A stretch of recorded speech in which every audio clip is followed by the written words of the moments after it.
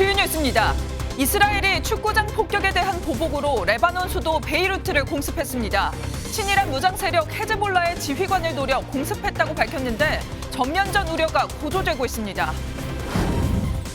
임종훈과 신유빈이 나선 탁구 혼합복식조가 동메달을 따내며 12년 만에 한국 탁구에 올림픽 메달을 안겼습니다. 유도 남자 81kg급 이준환은 연장전 끝에 세계 랭킹 1위 마티아스 카스를 꺾고 동메달을 목에 걸었습니다. 같은 아파트 주민을 일본 검으로 살해한 30대 남성이 피해자가 자신을 미행하는 스파이로 생각해 범행했다고 진술했습니다. 경찰은 오늘 이 남성에 대해 구속영장을 신청할 방침입니다. 경기도 수원에서는 만취한 20대 남성이 아무 이유 없이 흉기로 10대 학생을 위협하다 체포됐습니다. 윤석열 대통령과 국민의힘 한동훈 대표가 어제 용산 대통령실에서 독대한 걸로 알려졌습니다. 국회 법사위는 오늘 여야가 첨예하게 대립하는 노란봉투법 등에 대해 심사합니다. 이른바 TMF 사태와 관련해 모기업인 큐텐그룹 구영배 대표가 국회 현안 질의에 출석했습니다. 부 대표는 동원할 수 있는 자금은 800억 원이라고 밝혔고 정치권은 업체들에게 지급할 판매 대금을 기업 인수에 사용했다며 질타했습니다. 시청자 여러분 안녕하십니까? 이스라엘이 레바논의 수도 베이루트에 보복 공격을 시작했습니다. 이스라엘 축구장에 로켓이 떨어진 사건 이후 사흘 만인데요. 이스라엘군은 헤즈볼라 지휘관을 노렸다고 밝혔습니다. 이번 공격으로 전면전이 일어나진 않을지 우려가 커지고 있습니다. 오늘 첫 소식은 최희지 기자입니다. 병적 소리가 울려 퍼지고 검은 연기 기둥이 치솟습니다. 거리에 주차된 차들은 깨지거나 부서졌고 거리는 벽돌과 잔해로 어수선합니다. 이스라엘이 점령지인 골란고원이 폭격당한 지 사흘 만에 레바논의 수도 베이루트의 보복 공습을 감행했습니다.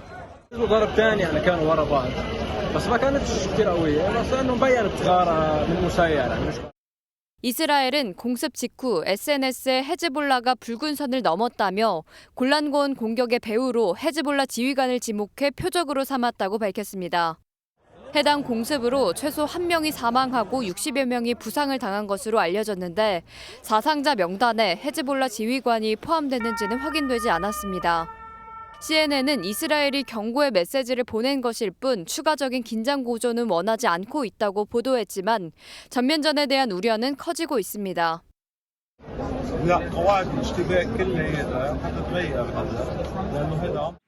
레바논 정부는 이스라엘의 공습에 반발하며 유엔을 통해 정식으로 항의하겠다고 밝혔고 이란과 친이란 세력 또한 이번 공습을 강력히 규탄하고 있습니다. MBN 뉴스 최희지입니다.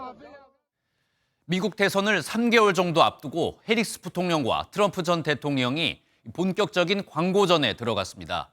해리스 부통령은 자신의 검사 경력을 강조했고 트럼프 전 대통령은 국경 문제 실패를 비판하는 데 중점을 뒀습니다.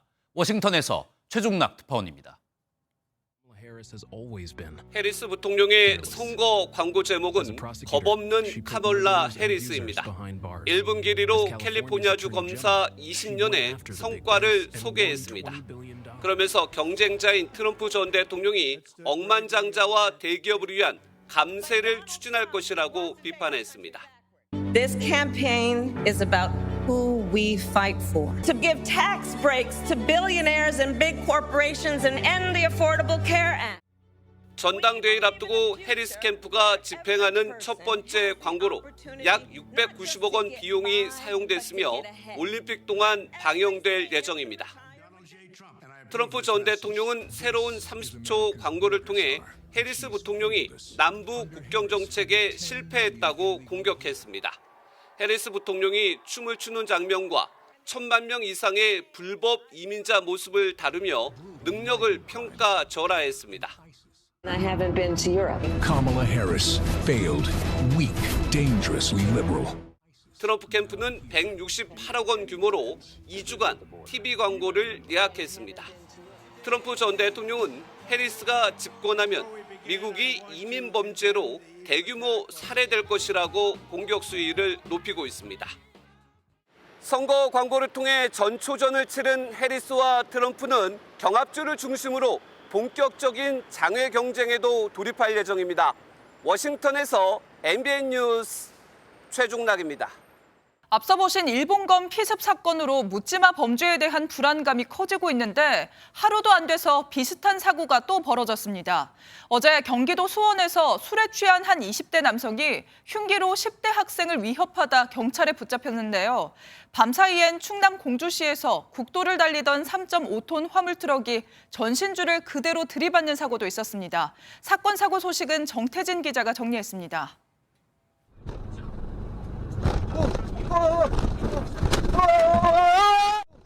운전자가 비명을 지르고 몇 초 뒤 블랙박스 영상이 뚝 끊깁니다. 차량 앞부분이 형체를 알아볼 수 없을 정도로 찌그러졌고 전신줄은 반토막이 났습니다. 어제 저녁 충남 공주시 한 국도를 달리던 3.5톤 대형 화물차가 충격 흡수대와 통신 전신줄을 들이받는 사고가 났습니다. 인명피해는 없었지만 사고로 도로가 통제되면서 2시간 넘게 차량 정체가 빚어졌습니다. 운전자인 70대 남성은 차량이 갑자기 제어가 안 됐다고 경찰에 진술한 것으로 알려졌습니다. 차량이 새까맣게 타버린 채 골격만 남았습니다. 오늘 새벽엔 경부고속도로를 달리던 5톤 화로트럭에 불이 나 차량이 전소됐습니다. 다행히 차량 운전자는 대피해 인명피해는 없었고 불은 20여 분 만에 진화됐습니다. 경찰과 소방당국은 브레이크 과열로 인해 불길이 시작된 것으로 보고 있습니다.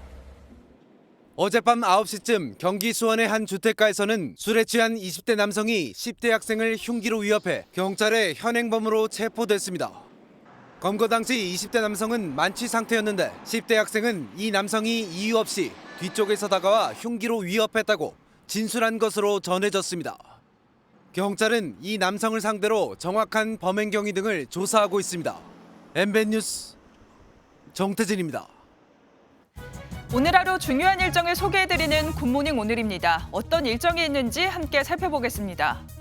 국회 법제사법위원회는 오늘 전체 회의를 열어 이른바 노란봉투법과 민생회복지원금법을 처리할 예정입니다. 장시호 씨와 뒷거래 의혹이 제기된 김영철 검사 탄핵 청문회도 논의할 예정이어서 여야 간 충돌은 불가피할 전망입니다. 지난 대선 당시 허위 인터뷰로 윤석열 대통령의 명예를 훼손한 혐의 등을 받는 김만배 씨와 신학림 전 언론노조 위원장에 대한 첫 재판이 진행됩니다. 오늘은 공소 사실에 대한 검찰과 피고인 측 입장을 확인하는 절차 등을 진행합니다. 빅5 병원을 포함한 수련병원에서 진행하는 하반기 전공의 모집이 오늘 마감됩니다. 정부가 전공의 복귀를 독려하고 있지만 지원자는 거의 없거나 많지 않을 걸로 보입니다. 지금까지 굿모닝 오늘이었습니다.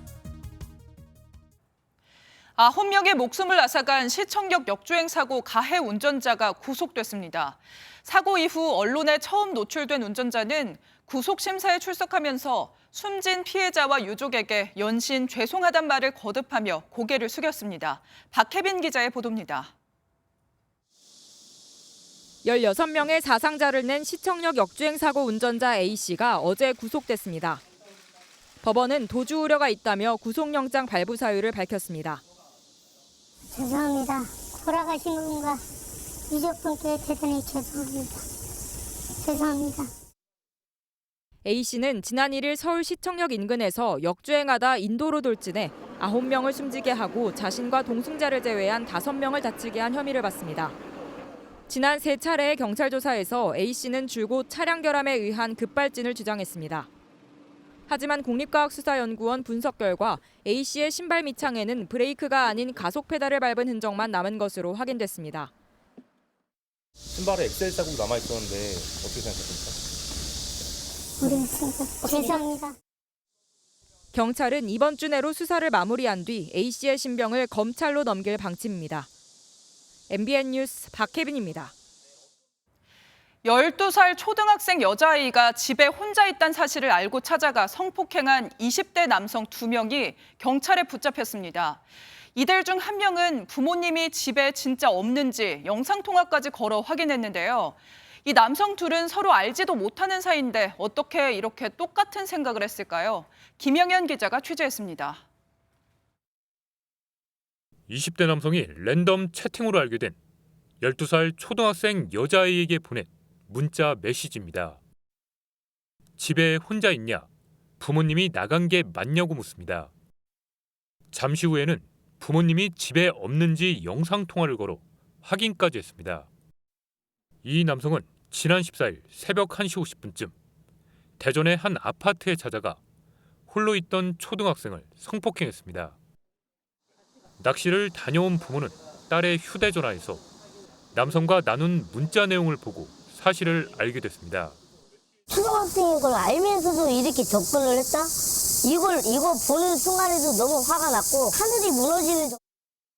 경찰 신고는 학교 보건 선생님이 했습니다.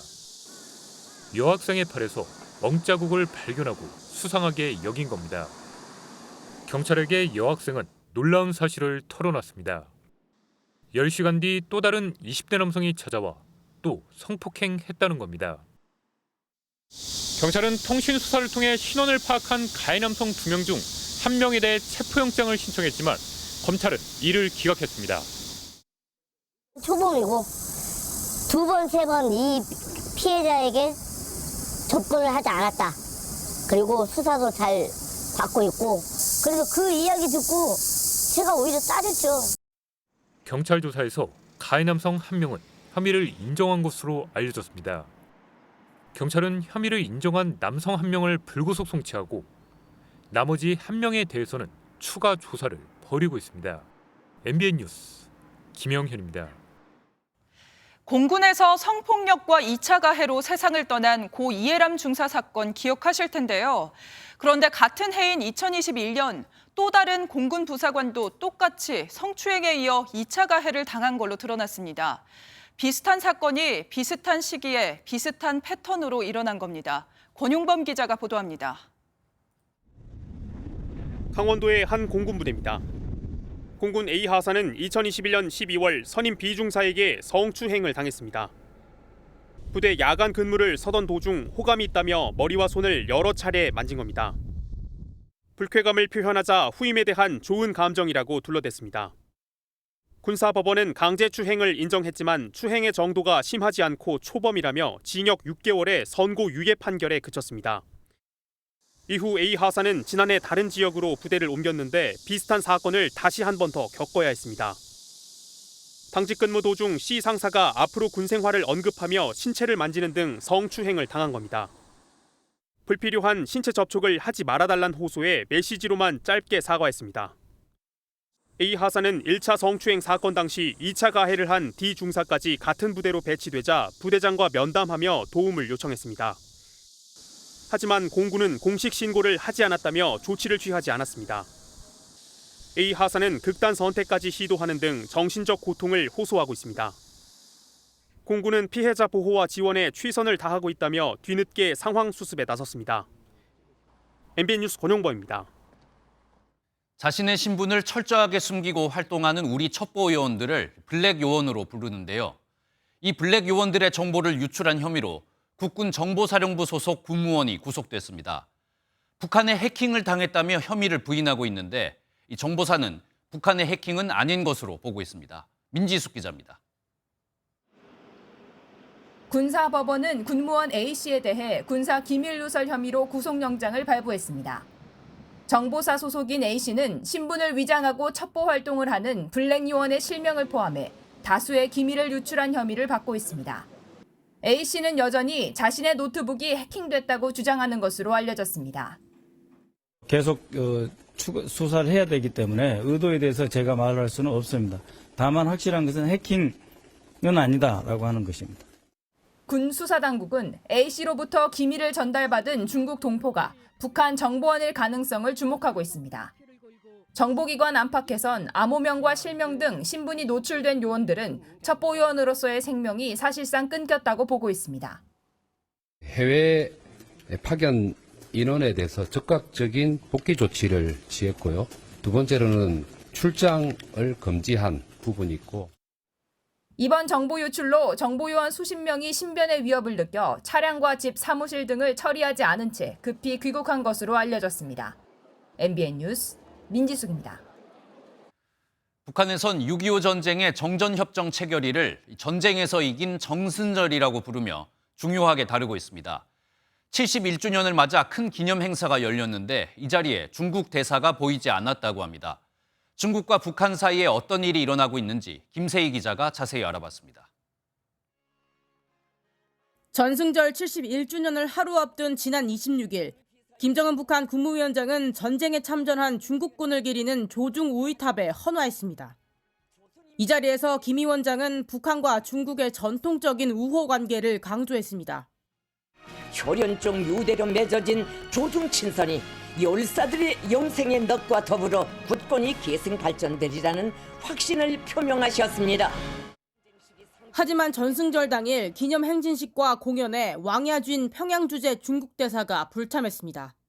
알렉산드로 마체고라 주북 러시아 대사를 포함해 다른 나라 대사들은 대부분 외빈 자리에 참석했습니다. 지난해 전승절 70주년 당시 리홍중 전국인민대표대회 상무위원회 부위원장을 초청해 열병식을 관람했을 때와는 확연히 차이를 보인 겁니다. 한국전쟁을 항미원조 전쟁이라고 표현하며 전승절에 의미를 두는 만큼 중국의 이번 조치는 최근 북한의 외교 행보에 대한 불만이라는 분석입니다. 북한 주재 중국 대사는 차관급이거든. 굉장히 직위가 높아요. 러시아와 북한 간의 밀착, 이게 좀 원인이 크다 생각하고. 국제사회에서 정상국가를 지향하는 중국이 북한, 러시아와 일정한 거리 두기에 나선 것이라는 해석도 나오는 등 당분간 북중러 관계는 새로운 국면 가능성이 제기되고 있습니다. MBN 뉴스 김세희입니다. 윤석열 대통령과 국민의힘 한동훈 대표가 어제 오전 비공개 회동을 한 것으로 알려졌습니다. 한동훈 지도부가 들어선 이후 두 사람이 독대한 건 이번이 처음인데요. 민주당의 특검법 압박과 입법 강행이 이어지는 상황에서 당정 화합에 속도를 낸 것으로 보입니다. 김지영 기자가 보도하겠습니다. 지난 24일 윤석열 대통령과 국민의힘 신임 지도부가 만찬 회동을 한 지 엿새 만에 윤 대통령과 한동훈 대표가 다시 만났습니다. 회동을 조율한 정진석 비서실장만 배석한 채 윤 대통령과 한 대표 두 사람만 용산 대통령실에서 비공개 회동을 한 것으로 알려졌습니다. 두 사람은 당정 화합의 중요성에 공감한 것으로 전해졌습니다. 특히 민주당을 중심으로 한 야당이 김건희 여사에 대한 공세를 이어가는 상황에서 김 여사를 보좌하는 제2부속실 설치에 대한 논의가 있었을 것으로 추측됩니다. 실제 대통령실은 두 사람의 회동 이후 제2부속실 설치를 공식 발표했습니다. 여소야대 전국에서 민주당의 특검법 압박과 입법 강행에 대한 당정의 대응 방안에 대한 의견 교환도 이루어졌을 것으로 보입니다. 민주당의 입법 강행과 여당의 필리버스터, 대통령의 제의 요구권 행사가 반복되면서 정부 국정 운영이 사실상 마비된 상황입니다. 민주당 주도로 방송 4법이 국회를 통과한 데 이어 오늘 법사위에선 민주당이 추진하는 전국민 25만 원 지원법과 노란 봉투법 등을 심사합니다. 무엇보다 윤 대통령과 한 대표 간 갈등의 뇌관으로 꼽히는 최혜병 특검법 등에 대한 논의가 오갔을 가능성도 있습니다. 이번 회동에 대해 정치권 안팎 개선, 당정 결속을 다지는 계기가 될 것이란 분석이 나오고 있습니다. MBN 뉴스 김지영입니다.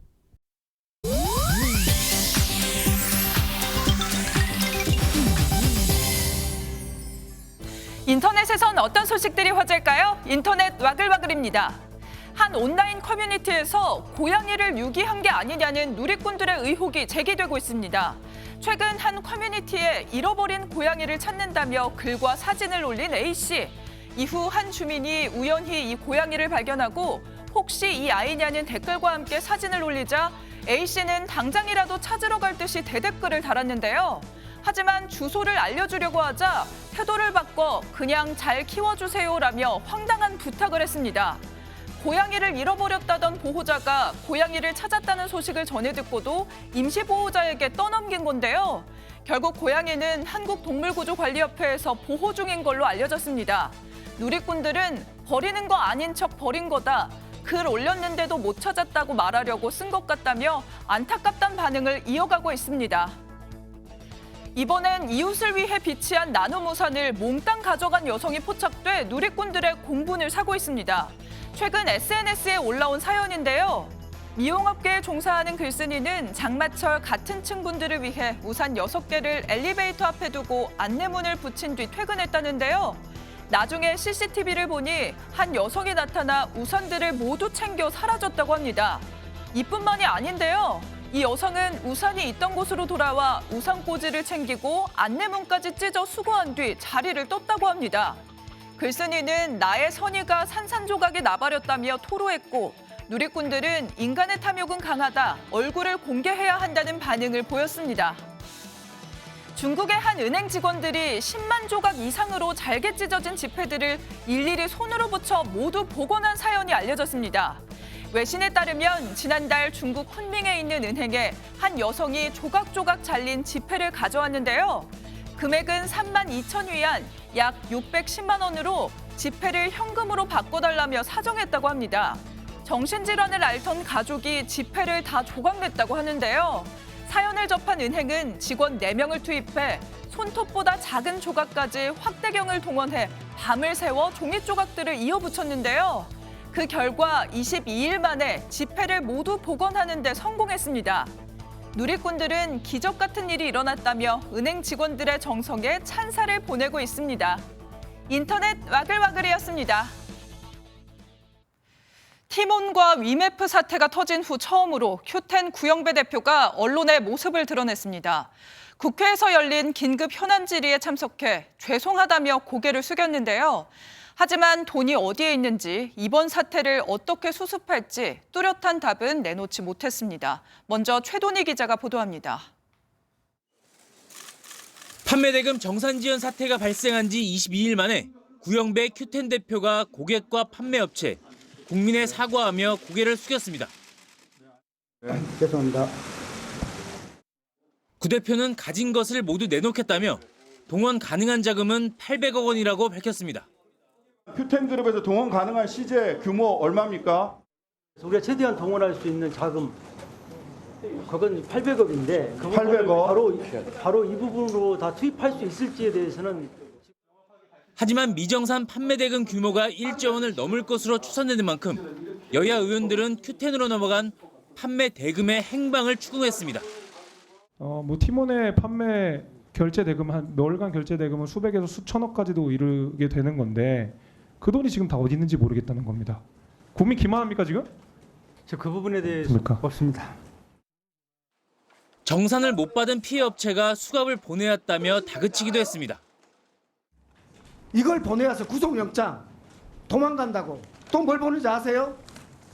수갑 보내와서 수갑 어떤 심정인지 알아요? 아세요? 그 돈 어디 있습니까? 업체들에게 지급할 판매 대금을 기업 인수에 사용했다는 질타도 쏟아졌습니다. 본인이 아까 그러셨잖아요. 위시 인수하는데 400억 한 달 동안 유용했다고 하셨죠. 그 횡령입니다. 윤석열 대통령은 이번 판매 대금 미정산 사태와 관련해 금융당국의 모니터링을 강조하며 법에 따라 조치하라고 지시했습니다. MBN 뉴스 최동입니다. 금융감독원은 큐텐의 자금 흐름에 이상한 점을 살피면서 수사에 속도를 내고 있습니다. 하지만 이번 수사와는 별개로 티몬과 위메프는 기업 회생을 신청하고 재판을 앞두고 있는데요. 만약 법원이 기업 회생이 아닌 기업 파산을 결정한다면 피해자들의 보상 자체가 불가능해질 수 있다는 우려가 나옵니다. 이어서 심동욱 기자입니다. 금감원 조사관들이 큐텐 사무실로 들어갑니다. 결제 대행사에 선환불에 필요한 배송 정보를 제대로 제공하지 않자 직접 전산 자료를 확보하러 나선 겁니다. 수습 관계자가 하기 때문에 꽤 오래 걸릴 겁니다. 당국은 큐텐의 자금 흐름에 강한 불법 흔적이 발견됐다며 큐텐 경영진을 대상으로 한 사기, 횡령, 배임 수사에 속도가 붙고 있음을 드러내기도 했습니다. 상당히 양치기 소년 같은 그런 행태들이 있기 때문에 자금 추적 과정에서 이미 드러난 강한 불법의 흔적이 있어서 그럼에도 떼인 돈 찾기는 어려워질 전망입니다. 티몬과 위메프가 기업 회생 신청서를 제출하자 법원은 부채와 자산을 모두 동결했습니다. 회생 여부를 판단하는 동안 소비자와 판매자에게 갈 돈도 잠시 묶어두는 건데 당장 자금이 필요한 소상공인에게 타격이 불가피합니다. 모든 자산과 부채 등을 묶어두어야 법원이 기업 회생과 청산 중에 무엇이 나은지 비교할 수 있거든요. 그래서 내린 조치인데 당장 돈이 급한 판매자나 소비자는 더 힘들어질 수밖에 없습니다. 법원이 TMF에 가능성이 없다고 판단해 회생이 아닌 파산을 선고하면 피해는 걷잡을 수 없이 커질 수 있습니다. 이 경우 자산을 처분해 기존 채권자에게 넘겨주고 남은 부분을 미정산 피해자에게 줘야 합니다. 하지만 TMF는 이미 자본 잠식 상태인데다 소비자의 신뢰를 잃어 추가 수익 창출이 불가능해 피해자 보상이 어려울 전망입니다. MBN 뉴스 심동욱입니다. 길고 길었던 올해 장마가 드디어 끝이 났다고 합니다. 그런데 한숨 돌릴 새도 없이 이제부턴 정말 숨이 턱턱 막히는 무더위가 찾아오는데요. 우리나라의 고기압이 겹겹이 쌓이면서 한동안 폭염과 열대야가 기승을 부릴 전망입니다. 날씨 소식은 이상엽 기자가 보도합니다. 더위를 피하려 온 시민들로 수영장이 가득 찼습니다. 아이들은 튜브를 타고 물장난을 치거나 공을 던지며 놉니다. 간밤부터 열대야도 심하고 아침부터 너무 더워서 애들이 힘들어 하더라고요. 그래서 휴가 내고 좀 더위 좀 식힐 겸 해서 뚝섬으로 나왔습니다. 정체전선이 북한으로 넘어가며 장마가 끝나자 본격적인 피서철이 시작됐습니다. 비가 오는 날은 줄어들겠지만 이제부터는 따가운 햇볕이 내리쬐는 불볕더위가 기승을 부릴 전망입니다. 특히 남부지방은 지난 21일부터 폭염경보가 10일째 이어지고 있습니다. 기상청은 다음 주까지 무더위가 이어질 것으로 내다봤습니다. 폭염을 몰고 오는 기압이 한반도 위로 겹겹이 쌓이며 푹푹 찌는 더위가 가시지 않는 겁니다. 우리나라는 북태평양 고기압의 영향과 티베트 고기압의 영향을 동시에 받으면서 당분간 열대야를 포함한 폭염이 지속될 것으로 보입니다. 기상청은 한낮은 야외 활동을 줄이고 물을 충분히 마시라고 당부했습니다. MBN 뉴스 이상엽입니다. 이렇게 밤낮 없이 찜통더위가 기승을 부리면서 집에 에어컨이 없는 취약계층에겐 더위를 피할 곳이 꼭 필요한데요. 지자체들은 공원이나 경로당 등에 이런 더위를 피할 수 있는 무더위 쉼터를 운영하고 있습니다. 그런데 제대로 운영이 되고 있을까요? 손성민 기자가 현장 취재했습니다. 폭염주의보가 내려진 서울의 한 공원. 어르신들이 그늘막 아래에서 연신 부채질을 합니다. 찬 생수병을 손수건으로 돌돌 말아 얼굴에 갖다 대보지만 더위를 식히기엔 역부족입니다. 연일 30도가 넘는 폭염에 답답한 집을 나와 무더위 쉼터를 찾았지만 불볕더위에 열기만 가득합니다. 저 쉼터라고 가라 그러는데 그거 잘 안 받아주기도 하고 집에 있으면 덥고 답답하고 하니까 뭐 선풍기 있어서요 더워요. 도심 곳곳에 설치된 그늘막 형태의 무더위 쉼터 대부분은 사실상 더위를 피할 수 있는 기능이 없는 상태입니다. 직접 온도계를 들고 쉼터의 그늘막 아래로 들어가 봤습니다. 현재 시각 오후 2시입니다. 온도계에 나타나듯 지금 이곳의 기온은 섭씨 35도 이상입니다. 그늘 아래 있어도 땀이 줄줄 날 정도입니다. 그나마 경로당 등과 연계된 실내 무더위 쉼터는 사정이 낮지만 이마저도 대부분 주간에만 운영되는 탓에 어르신들은 마땅히 열대야를 피할 곳이 없습니다. 원래 운영이 가지거든요. 이제 그 장소를 무더위 쉼터로 운영하다 보니까 전기료가 아까워 에어컨 바람 한 번 쐬기도 어려운 취약계층을 위해 마련된 무더위 쉼터. 이름에 걸맞은 역할을 할 수 있도록 운영 전반을 돌아봐야 한다는 지적입니다. MBN 뉴스 손성민입니다. 유명 관광지인 인도 남부 케랄라주에서 대형 산사태가 발생해 지금까지 120명이 넘는 사망자가 나왔습니다. 산사태가 나기 이틀 전 500mm가 넘는 기록적인 폭우가 내렸고 이 폭우로 구조 활동에도 어려움을 겪고 있습니다. 보도에 한범수 기자입니다. 산사태가 발생한 인도 남부 케랄라주입니다. 밤새 토사물이 덮친 마을은 형체를 알아보기 어렵습니다. 산사태 발생 이틀 전 피해 지역에는 570mm를 넘는 폭우가 쏟아졌습니다. 중장비로 잔해를 걷어내며 실종자를 찾아보지만 결국 하나둘 주검으로 발견됩니다. 30 मीटर दूर पूरा गिर गया पहाड़ तोड़ के वो पूरा गिर गया. 하천 범람 피해도 잇따랐습니다. 다리가 끊기고 주민들이 고립되자 짚라인과 헬기를 동원해 구조 작업에 나섭니다. 홍수와 산사태로 인한 사망자는 최소 120명이고 폭우가 계속 내리는 탓에 수색 작업이 더뎌 사망자는 수백 명에 달할 수 있습니다. 희생자 상당수는 작은 거처에서 머물며 인근 차밭에서 일을 해온 노동자와 가족이었습니다. നേരം പുലരുന്നതിന് മുൻപ് ഇത്തരമൊരു സംഭവത്തിൽപ്പെട്ട് ജീവൻ നഷ്ടപ്പെട്ട് മണ്ണിൽ പുതഞ്ഞു പോയത്. 이 지역은 기후변화 여파로 6월부터 9월까지 이어지는 우기의 강우량이 감당할 수 없는 수준으로 늘어 해마다 피해가 커지고 있습니다. MBN 뉴스 한범수입니다.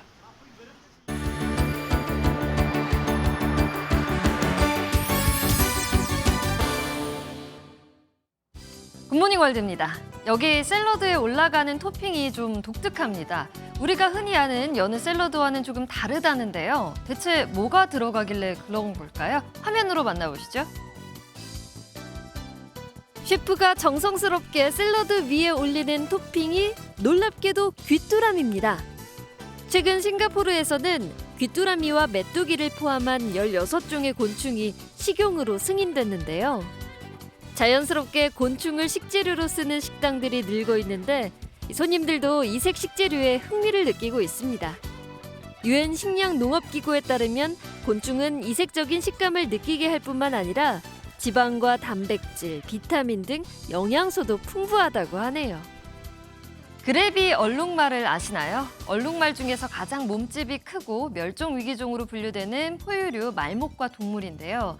여기 아기 그래비 얼룩말이 태어났습니다. 영상 함께 보시죠. 엄마 얼룩말 옆에서 긴 다리를 뽐내며 펄짝펄짝 뛰는 아기 얼룩말이 있습니다. 현지 시간 지난 27일 미국 일리노이주 브룩필드에 있는 한 동물원에서 75파운드, 34kg의 수컷 얼룩말이 태어났는데요. 현재 개체수가 3,000마리 정도밖에 되지 않는 멸종위기종 그래비 얼룩말입니다. 망아지는 13개월을 조금 넘는 임신 기간을 거쳐 태어나는데 태어나서 15분 만에 걷고 1시간 안에 이렇게 뛰어다닌다고요. 얼룩말의 줄무늬는 사람의 지문만큼이나 독특하다고 하는데 정말 멋지네요. 스포츠 팬들의 눈을 반짝반짝 빛나게 할 만한 일이 펼쳐졌는데요. 스포츠 위크를 맞이해서 소더비에서 경매가 열렸습니다. 그 현장으로 함께 떠나보시죠. 마이클 조던의 반바지와 마라도나의 유니폼, 스페인 테니스 선수 나달의 라켓까지 있습니다. 뉴욕의 소더비가 스포츠 위크 경매를 시작했는데요. 전성기 시절의 운동선수들을 조명하는 23개의 물건들이 경매에 나옵니다. 이번 컬렉션으로 얻는 수익은 230만 달러, 우리 돈 32억 원가량이 될 것으로 예상되는데요. 세계적인 선수들의 숨결이 녹아있는 경매품에 스포츠 팬들의 눈이 번쩍 뜨일 수밖에 없겠습니다. 지금까지 굿모닝 월드였습니다. 서울과 수도권 집값이 천정부지로 치솟고 있습니다. 올해 상반기에 팔린 서울 아파트 10채 중 2채는 15억 원이 넘었습니다. 이승훈 기자가 보도하겠습니다. 지난 2019년 국내 최초로 매매가 3.3제곱미터당 1억 원의 거래가 돼 화제가 됐던 아파트입니다. 최근엔 전용 면적 84제곱미터가 50억에 거래됐습니다. 5년 만에 16억 원이 오른 겁니다. 양면이 이제 그 한강을 바라보고 있는 중층 매물로 지금 이제 신고가를 찍었고요. 웬만한 물건은 좀 많이 빠졌고 지금 이제 호가가 조금 올라가 있는 상태라. 서울 마포구의 이 아파트도 전용 84제곱미터가 22억 원에 거래돼 최고가를 기록하는 등 서울 곳곳에서 지난 고점을 넘는 거래가 등장하고 있습니다. 올해 상반기 서울 아파트 매매 중 15억 원이 넘는 고가형 아파트 거래 건수는 20%를 넘어섰는데 이는 통계 작성 이래 처음입니다. 주로 강남 3구와 마포, 용산, 성동에 몰려 있습니다. 최근 금리 인하와 규제 완화 기대감에 똘똘한 한 채를 찾아가는 것으로 풀이됩니다. 이들 지역은 아파트가 노후화에 있는데 정비 사업에 대한 기대 심리나 고급 유효 수요들이 자산 가치 상승에 대한 기대가 굉장히 높은 편이기 때문에 대통령실과 정부는 뛰는 서울 수도권 집값을 잡기 위해 다음 달 대규모 공급 확대 대책을 준비하고 있고 문재인 정부에서 만든 임대차 2법의 폐지도 추후 검토하기로 했습니다. MBN 뉴스 이승훈입니다.